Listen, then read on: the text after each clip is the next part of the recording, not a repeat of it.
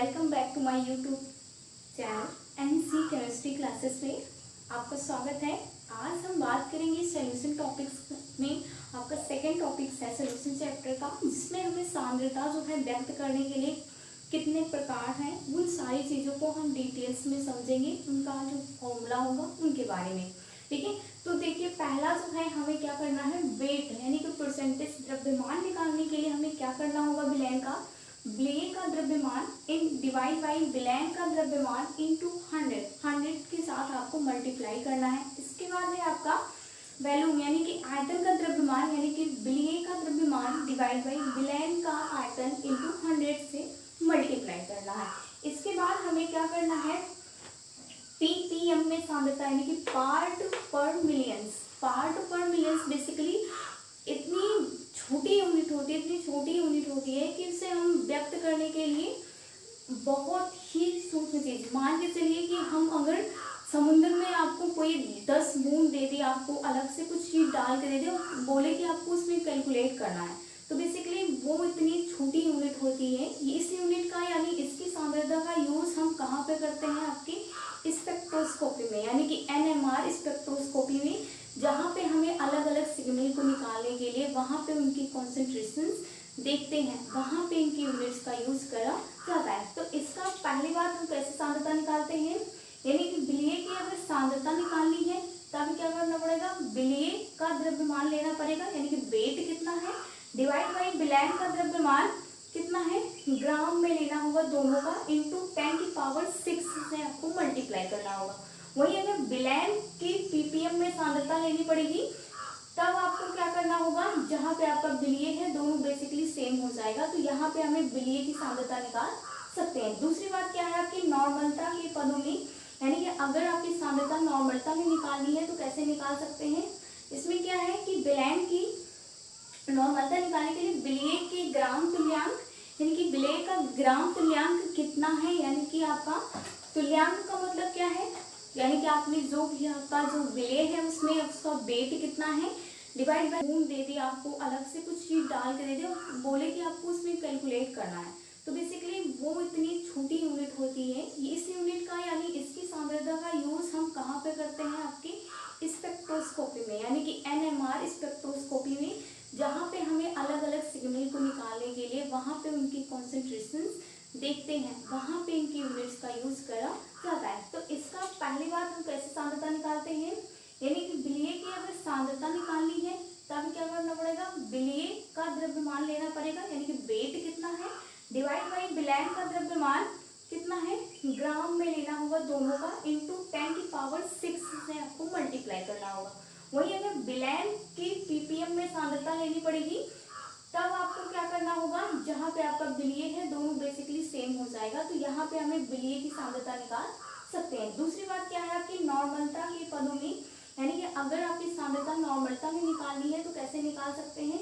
इसमें क्या है कि विलयन की नॉर्मलता निकालने के लिए विलयन के ग्राम तुल्यांक यानी कि विलयन का ग्राम तुल्यांक कितना है, यानी कि आपका तुल्यांक का मतलब क्या है, यानी कि आपने जो भी आपका जो विलयन है उसमें उसका वेट कितना है डिवाइड बाई मॉलिक्यूलर वेट कितना है, यानी कि जैसे कोई चीज दिया है, मान लीजिए वो 10 ग्राम आपको दिया है और उसका फॉर्मूला क्या दिया है, मान लीजिए C5 आपका नहीं C2H5OH है, ठीक है।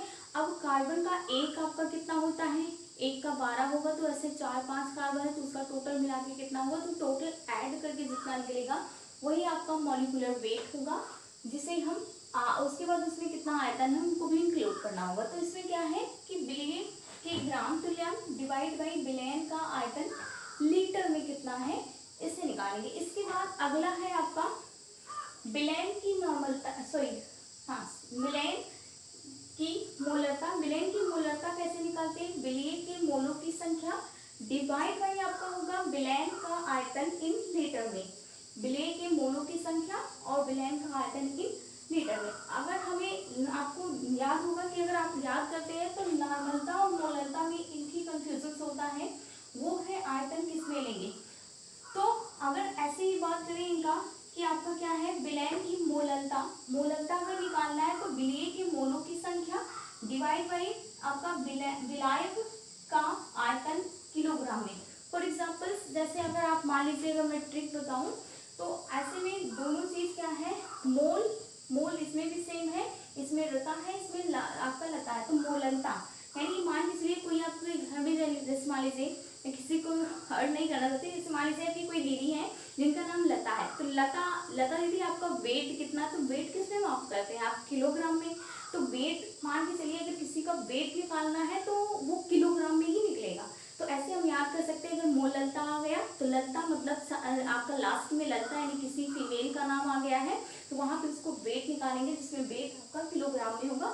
और रता में आपका लीटर्स में निकाल सकते हैं, बेसिकली दो ही है, एक लीटर्स में, एक आपका किलोग्राम में। अगर आप एक याद कर लेंगे तो दूसरा भी आपको याद रहेगा। इसके बाद आपका लास्ट टॉपिक है मोल प्रभास। मोल प्रभास बेसिकली क्या होता है, यानी कि टोटल एक विलयन में कितने मोल प्रभास है, उनको हम कैसे कैलकुलेट करते हैं। तो मान लीजिए कोई विलयन है, उस विलयन में हमने दो चीजें मिलाई हैं, विलायक में दो चीजें हैं, ए और बी दो घटक हैं। तो अगर मोल प्रभास हमें निकालना है ए के लिए, तो एक मोलों की संख्या उसमें कितने मोल है वो निकालेंगे। इसके बाद हम क्या करेंगे, विलयन के मोल यानी कि ए और बी में कितने, दोनों मिलाकर के हम जो विलयन बनाए हैं उनका जो होगा मोलों की संख्या निकाल लेंगे। इसके बाद बी के अगर मोल प्रभास निकालना है तो बी के मोलों की संख्या डिवाइड बाय आपको विलयन के मोलों की संख्या निकालनी है। वही हमने कहा है, आपका विलयन का मोल होगा या फिर ए और बी दोनों के मोलों की संख्या से हम डिवाइड कर देंगे। तो बेसिकली मोल कितना होगा, मोल हम कैसे निकालते हैं। फॉर एग्जाम्पल अगर हमने मान लीजिए आपको कोई भी दे दिया है, जैसे वाटर, अगर वाटर का अगर हमें मोल प्रभास निकालना है तो मान लीजिए हमें 4 ग्राम दिया है, 4 ग्राम है, और आपका जो होगा H2O का टोटल कितना होता है, ऑक्सीजन का जो होता है वो 16 होता है, और 2 हाइड्रोजन है तो एक का 1 होता है, और 2 का कितना हो जाएगा 2, तो 18 हो जाएगा। तो आपको 4 डिवाइड बाई 18 से डिवाइड कर देगा, यानी कि वेट कितना है, इसके बाद मॉलिक्यूलर वेट कितना है, आपका टोटल निकल के आएगा। नंबर ऑफ मोल्स क्या है, तो वैसे ही हमें ए और बी घटक के लिए निकालना है। आई होप आपको ये क्लास समझ में आई होगी। सांद्रता में आप कितने टाइप्स में रिप्रेजेंट कर सकते हैं, क्या क्या हमने ट्रिक बताया है, इन दोनों में कैसे आप याद कर सकते हैं। आपको क्लास अगर पसंद आई हो तो कमेंट बॉक्स में ज़रूर लिखिएगा कि आपको क्लास में और क्या चाहिए, क्या आपको हिंदी में चाहिए या इंग्लिश में चाहिए, आप कमेंट बॉक्स में ज़रूर करिएगा। आपको और क्या क्या चीज़ें, जिसमें क्वेश्चंस तो करवाऊंगी ही, लेकिन आप कमेंट बॉक्स में अपना कुछ भी, अगर आपका कॉन्सेप्ट है या फिर कुछ भी नहीं क्लियर आ रहा है, आपको चाहिए, तो बेसिकली आप राइट कर सकते हैं। वॉचिंग करने के लिए थैंक यू।